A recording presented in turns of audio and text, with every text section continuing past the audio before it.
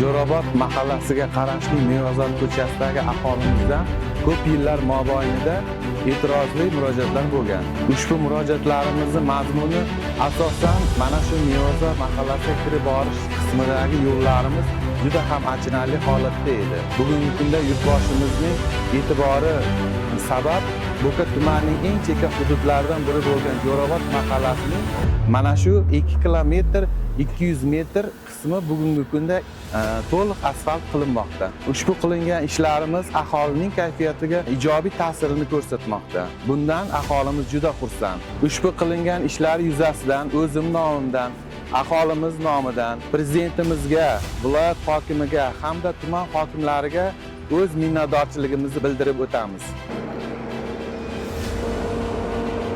Mana shu Mevazor ko'chasida 26 yildan beri yashayman. Shu vaqtgacha men bunaqa 100% qaytadan ta'mirlanganini eslolmayman. Yo'lda oldin bo'lgan yamalari yamalgan juda ancha aholimiz qiynalib o'tayotgandik yo'llardan, o'ydim chiqinlardan. Rahmat mana prezidentimizga yangi tashabbuslariga mana ancha mablag'lar ajratib, xalqqa e'tibor ko'rsatib, chekka-chekka joylarda ham mana asfaltlar qilib, suvlarimiz yaxshi, sharoitlarimiz yaxshi, xalqimiz juda ko'tarinki ruhda, qariyalar duodamiz hammamiz prezidentimiz umri uzoq bo'lsin, xalq uchun xizmat qilyapti.